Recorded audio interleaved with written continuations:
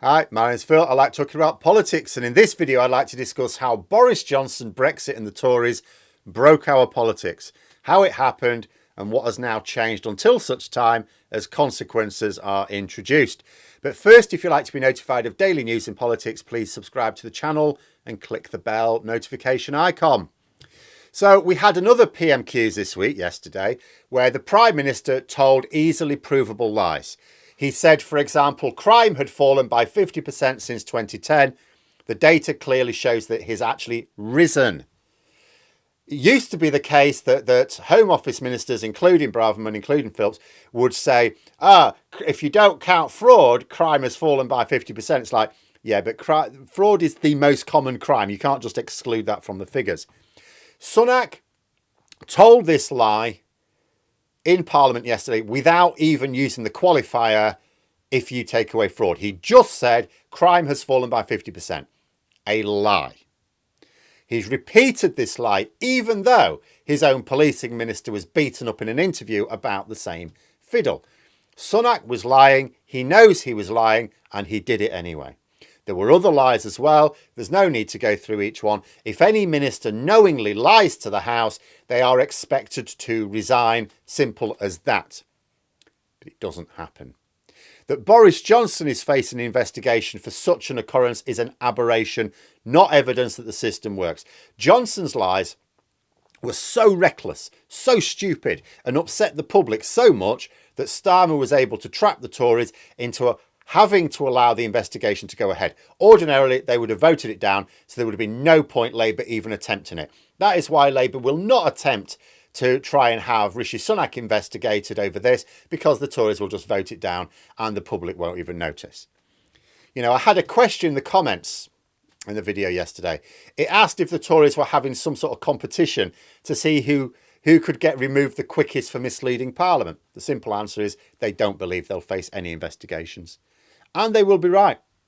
There was a time where ministers would not tell lies like this. Don't get me wrong, politics rewards dishonesty around the world and throughout history.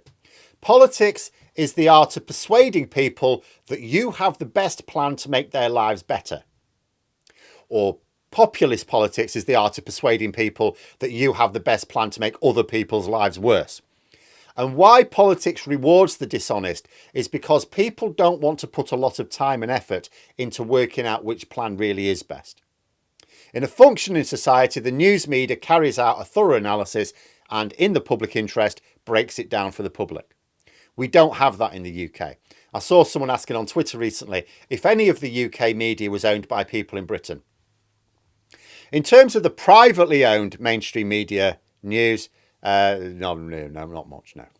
It's almost all of it. Almost all of our mainstream media is privately owned. And almost all of that media is directed from overseas. Owned by people who live outside the UK. But that has existed for some time. So why do I say that Johnson, Brexit and the Tories have broken our politics when two of those only had influence recently? There was a time when ministers would not tell easily refutable lies to the House of Commons. I'm not naively trying to claim that ministers used to be honest. Clearly not the case. I'm not even talking about strategic lies either, which are sadly an essential part of winning a campaign. I mean, malicious deceptions have been commonplace in British politics my entire life. But lies tended to take the form of making opinions sound like facts or leaning on statistics a bit too heavily. If a minister was challenged on an apparently misleading statement, the term point of view would enter the discussion. Ministers would mislead with selective, maybe even innumerate use of data, but not an outright lie. This all started to change with David Cameron. I've heard people suggest it was Boris Johnson that began it all. No, he broke the system, but Cameron weakened it first. David Cameron was frequently admonished by the Office for National Statistics for just telling straight up lies. They were used to politicians who were misrepresenting data. But Cameron used to just make them, not misusing data. He simply just made facts up to suit his needs at the time. Nothing happened to him. Few even noticed what he was doing. Most people aren't really aware of what ministers are talking about in the House of Commons. Fewer still pay attention to what the Office for National Statistics says. The Prime Minister getting told off by mathematicians is hardly front page news material. But then Brexit came along, and both Cameron and his Tories were trapped LBW with a Leave result, which he was too arrogant to take seriously.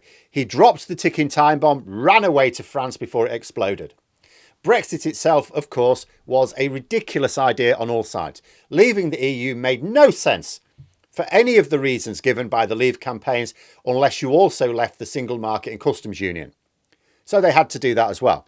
But that made no sense politically or economically. In order to be the champions of Brexit, it was necessary to either be utterly insane or utterly dishonest. Most Tory MPs weren't actually insane, so most Tories had to lie. And the harder their Brexit had to become, the more they had to lie. In the 2017 general election, Theresa May's campaign was again trotting out some ridiculous lies. Corbyn's team made a formal complaint to Number 10, so hang on a minute, these are all lies, only to be told that if Labour had a problem, it was up to them to counter the lies. They didn't deny that Theresa May was lying. They didn't deny that. The response was, it's up to Labour to expose the lies. Politics was already straining at this point. Then along came Boris Johnson. Theresa May had tried to find the path of least damage through the Brexit minefield, but too many of her party wanted the full apocalypse. She fell, replaced by Boris Johnson. Boris Johnson had lived a life where there were no consequences for ignoring reality, and he was far too lazy to succeed in the real world. So he had spent decades fashioning a fantasy world which could be adapted at any time to suit his wishes at that time. Nobody had ever forced him to map his perceptions onto reality, so he was already pretty far gone at this point. Next, his government had to ignore absolutely every aspect of governing which did not have a Brexit dimension. Every policy had to be considered as, is this what Brexit would do?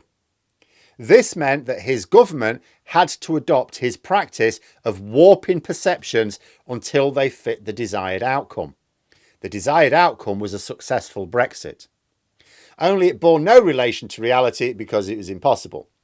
When challenged, Johnson would simply lie. He lied to the people of Northern Ireland, telling there would be no border in the Irish Sea, despite the fact it was in black and white in the treaty he negotiated and agreed. He told the same lies to the public, but everything was dismissed as subjective. We haven't left the EU, so saying this is going to happen or that's going to happen, no, that's just speculation, that's Project Fear. It's all dismissed. All right then. So then we left the EU. So then consequences became reality.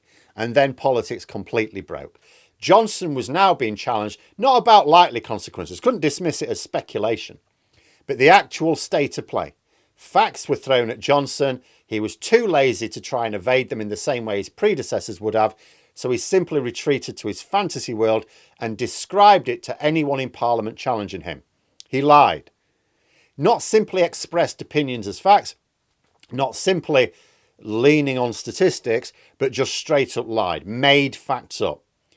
You know, it reminds me of the story of the beheading of Charles I. Some people were sort of happy that the king wasn't really on the throne by divine right, but they weren't entirely sure. When his head was parted from his shoulders, I gather some reportedly looked up at the sky apprehensively for signs of divine intervention. They thought God might strike them down or something. Didn't happen. I think the same thing happened in the Conservative Party. Johnson was telling the most ridiculous lies. He allowed Cummings to pretend that he took his small family to a tourist attraction in order to test whether or not he was blind. Because that's what you do. I think I might be blind. I know. Bundle the family into a car, we'll go for a drive. Week after week, he argued that black was white in the Commons. He was only undone, as I say, because he told some lies that enraged the public.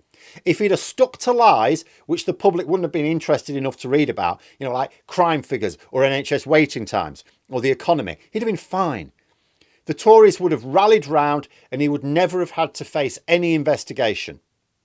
What Johnson showed was that you can just lie in Parliament. As long as you have a majority of MPs on your side, nothing happens. The heavens don't open up. God doesn't strike you down. You can lie and nothing happens. Opposition MPs can't, because if they lie, there will be an investigation because there will be a majority of MPs who will say, that's a lie, you've been called out in it, there should be an investigation. It's only the leader with a majority who is ironclad. Our checks and balances against ministerial lies rely upon them being taken to task by their own side. And this was always the case, but I suspect ministers had previously not entirely trusted their own side not to call out blatant lies. So they stuck to bending the truth rather than shattering it into pieces, fearful of consequences that when put to the test never came. So they would never tell a lie that could be proven with objective data. Johnson had demonstrated that there were no consequences for lying in Parliament. You could tell whatever lie you liked. As long as you have a majority of MPs on your side, as long as it doesn't enrage the public, you can tell whatever lie you like. And if you're a Tory, you will also have the media on your side as well. So you are much less likely to enrage the public. That is why Sunak, Raab, Braverman, Coffey, the rest will act with complete impunity. There is nothing to stop them. As long as they don't enrage the public, as long as they don't upset their own MPs, as long as they tell boring lies about boring matters, they are safe.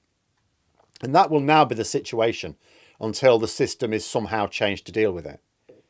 The damage is permanent because future ministers will think to themselves, we can just lie and our own side will back us up. It wasn't just that Johnson was a bad egg or even that the Tories had a few of them rise to prominence. The system is now broken.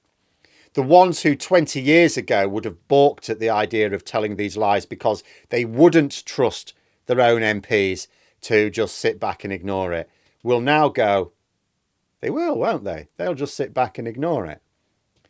You know, it only worked in the past before as an illusion of consequences. There was this illusion, in theory, there would be consequences. Johnson shattered the illusion. But there we are. Those are my thoughts. Let me know yours in the comments below. Hope you found the video interesting. If you did, please click the like button. If you'd like to support the channel further, the join button for memberships. And until next time, I'll see you later.